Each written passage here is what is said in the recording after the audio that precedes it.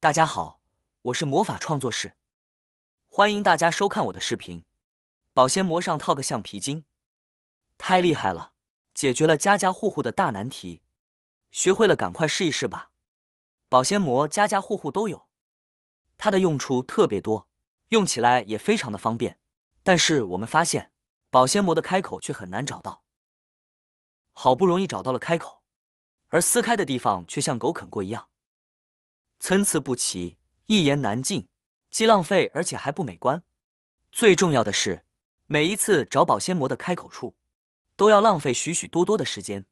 这样一来，我们在做家务的时候就非常的烦躁，真是太耽误事了。今天就来教大家几招，轻轻松松的找到开口，在撕保鲜膜的时候也是整整齐齐的，就像用剪刀剪下来的一样。平时我们吃晚饭，在收碗的时候，一些吃不完的食物或者是点心，我们就会用保鲜膜将它包起来，这样可以防止灰尘进入到碗中，同时还可以增加食物的保质时长。但是我们发现，保鲜膜拿在手里，半天都找不到开口处在哪。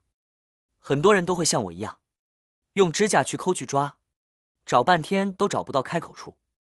有那么好几次，用指甲把保鲜膜上面都抠烂了。抠花了依然没有找到开口处，后来我才知道，根本不用这么麻烦。第一个方法，用牙刷，当然这里用到的牙刷是新牙刷，平时用来刷洗蔬菜的，并不是刷了牙的旧牙刷。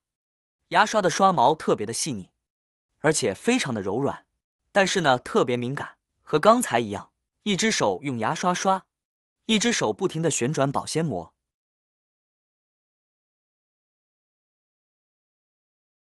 当牙刷触碰到保鲜膜上面的边缘处的时候，边缘处自己就会翘起来，而且不会对保鲜膜造成任何的损伤。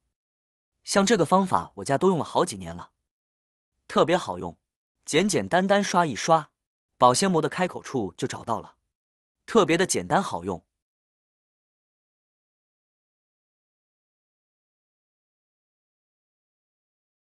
怎么样？是不是没想到牙刷还有这个用处？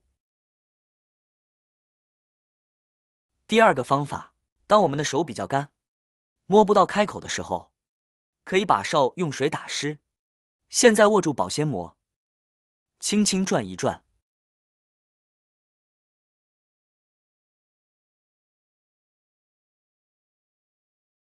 保鲜膜的开口整齐的出现了。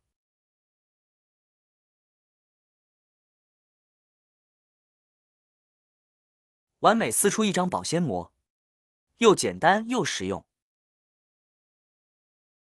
第三个方法，只需要一张家里面的毛巾，或者是抹布，就能轻松的找到开口处。我们先把毛巾折叠起来，然后再用毛巾沿着保鲜膜的表面，一只手用抹布轻轻的擦一擦，一只手旋转保鲜膜，一边擦一边旋转。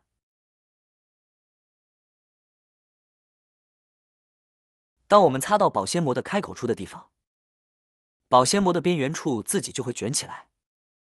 看一下就简单的擦了几下，保鲜膜的边缘处就找到了。然后顺着它的边缘处，从上往下这样擦一擦，看一下整个边缘处就出现了。现在用手轻轻往外一拉扯，保鲜膜就被撕开了，而且边缘处十分平整。然后我们再来包裹食物，将它贴在碗上面，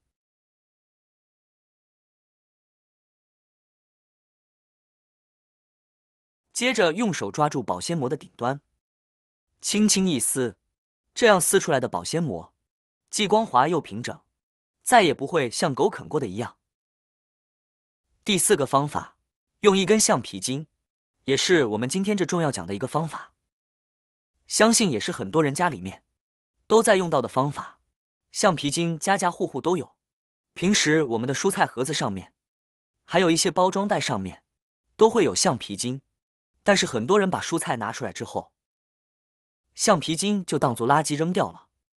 殊不知这个橡皮筋用处非常多，用来开保鲜膜可是一把好手呢。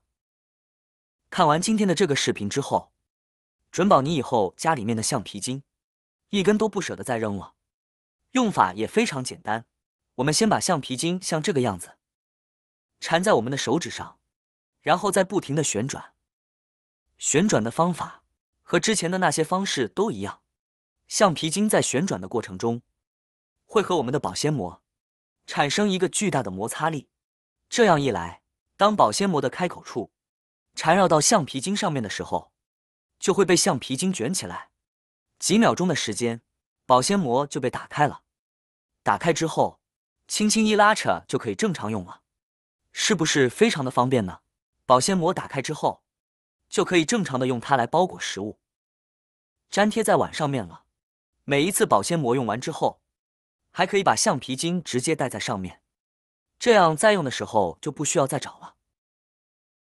第5个方法，用百洁布，百洁布也能轻轻松松的将保鲜膜打开。其实用法都和刚才一样，一个手旋转百洁布，让百洁布在保鲜膜的表面摩擦，另一只手旋转保鲜膜。这个百洁布表面非常粗糙，当它找到保鲜膜上面的开口处时，保鲜膜的开口处立马就会卷起来。这个方法和我们刚才用毛巾的方法非常相似，但是百洁布比我们的毛巾要好用太多了。简简单单几秒钟的时间，就可以把保鲜膜的开口处找到了。快速撕保鲜膜的小技巧，原来这么简单，学会了告诉家人也试一试吧。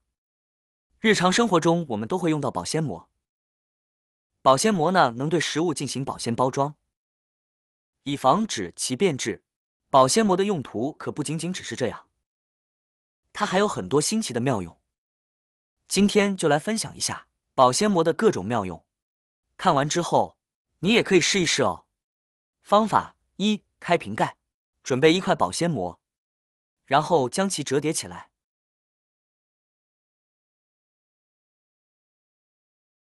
大小刚好可以盖过瓶盖就好，然后将其覆盖在盖子上，接着用力把罐头盖拧开就好。这个方法的原理是借助保鲜膜增加手与瓶盖的阻力，可以起到防滑的作用，盖子自然就容易打开了。同理，我们还可以借助毛巾、胶皮等东西，这些呢都可以起到相同的作用。但这个方法的缺点是不适合力气小的女生。妙用2：防止液体侵漏。将瓶盖打开后，贴上一层保鲜膜，再盖上盖子，就能防止里面的液体漏出来了。好啦，今天的视频内容呢就分享完了。喜欢我的视频的朋友们，记得点赞、转发、分享哦。希望可以帮助到更多的朋友。或许你有更多更实用的小技巧，欢迎评论区留言分享哦。点击我的视频头像，还可以观看更多的生活技巧。每天呢都会分享不同的精彩视频，别忘了关注我哟。感谢您的支持，我们下期再见了。